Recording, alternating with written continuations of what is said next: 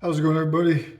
It's been a little while since I made one of these videos, but I had somebody request a how-to on the shield inlays. So that'll be the topic for today's video.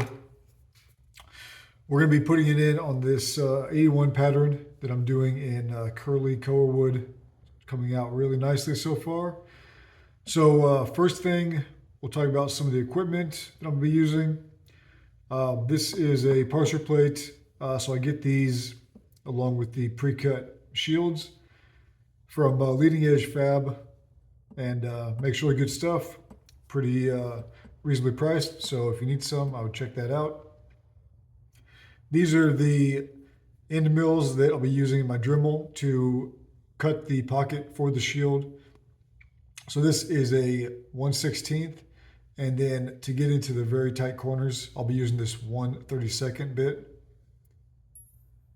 This is a little jig to hold everything together that I made myself. I didn't come up with the design myself, but pretty easy to make from some pieces of aluminum and some screws, and that's just to hold everything together. First thing you're going to want to do is, I've already drilled a hole through the scales, you can see, and that was the factory hole from GEC. So I used that. It looks pretty centered, so I went ahead and just already drilled that through the wood. Made some markings there to help me line everything up. Really figuring out where you want the shield, making sure it's nice and straight with the bolster is something that you're going to want to pay attention to. I'm pretty happy with where that's all sitting right now.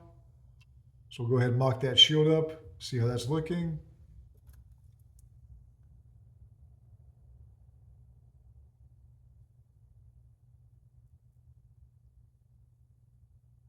Yep, that should be good, if I can get that centered. So that's what it should look like once we get the shield pocket cut out and this thing put in place and pinned.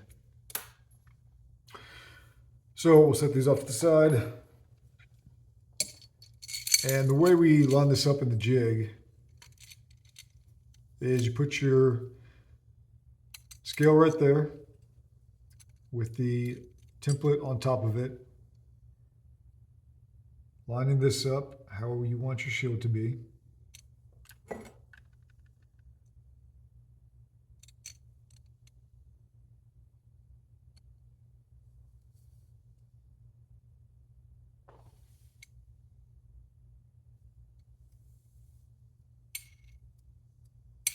And then just go ahead and tighten everything down.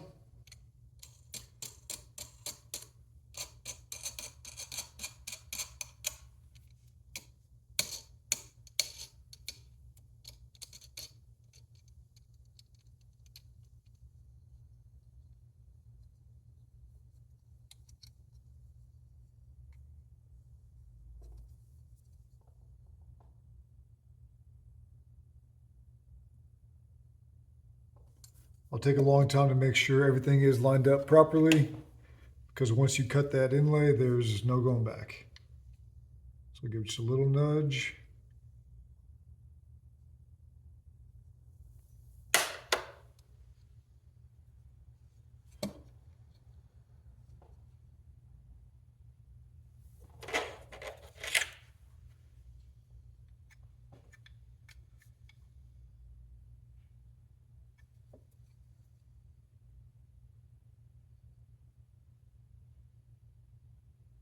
And that is looking pretty good. So, should be ready to go ahead and start cutting it in. Tighten everything down.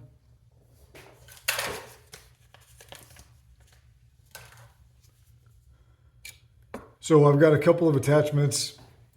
This is what I use currently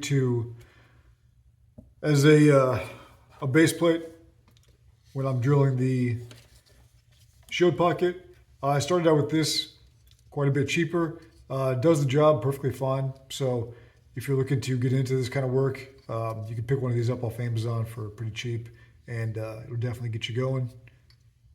Until you might want to upgrade to something a little more secure, a little more precise, but absolutely nothing wrong with this. Done a lot of shows with this thing as well. So we'll start off with the 1/16 bit in there. So my shield off to the side. And what I'm going to do is use a couple other shields as a depth gauge to account for the shield I want to put in. So I'll adjust this down until the end mill is just barely touching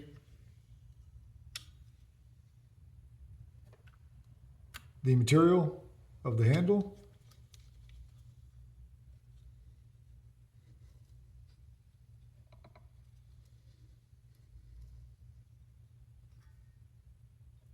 And then when I remove these, that'll account for how deep I want to go. And we're ready to get started.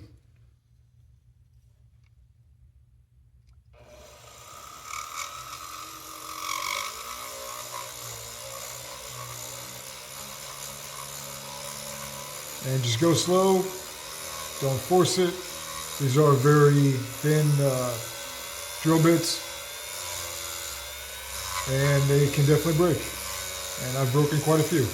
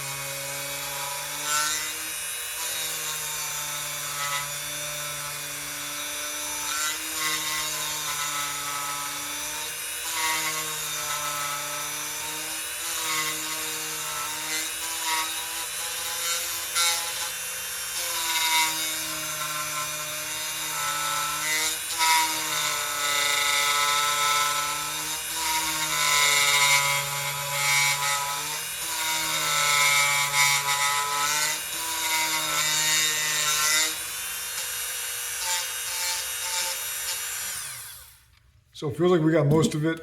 We'll clean some of this dust off.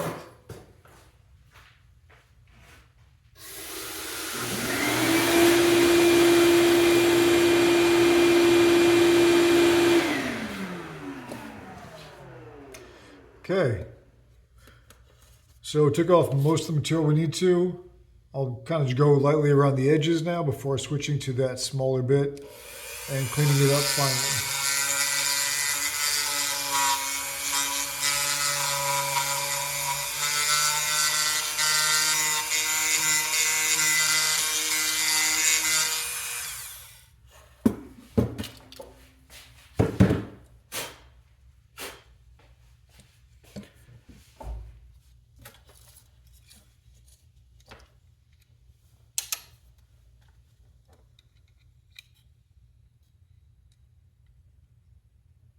And these 1/32 are especially fragile, so you want to be very careful when using these.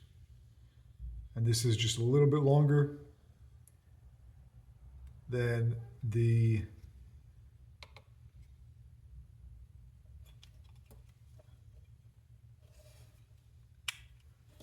other one, so we're going to adjust that up just a little bit.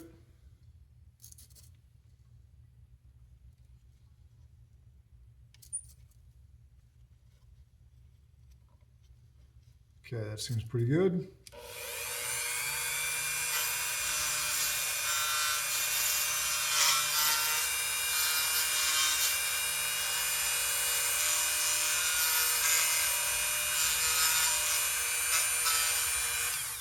Okay, corners should be all nice and squared away now. Or as square as it's going to get with a round drill bit.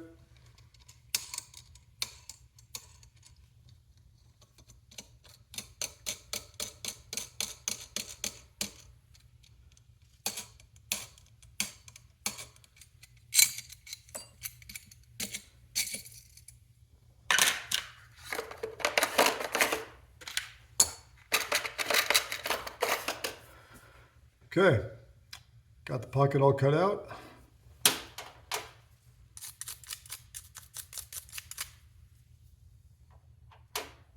So time to test fit.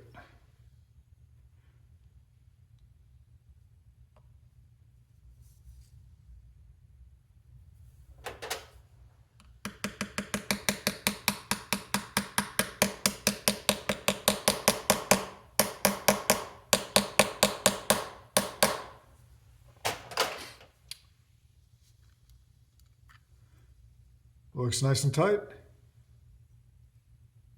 which is what you want, real nice tight fit for your shield.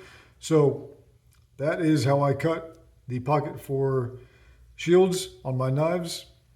I'll go to the drill press now, drill through that hole I already have in the back, get some 1/16 stock and pin this thing in place, blend everything, and we should be good to go. So hopefully this was helpful. And if you have any questions, please reach out or comment on the video. Thanks for watching.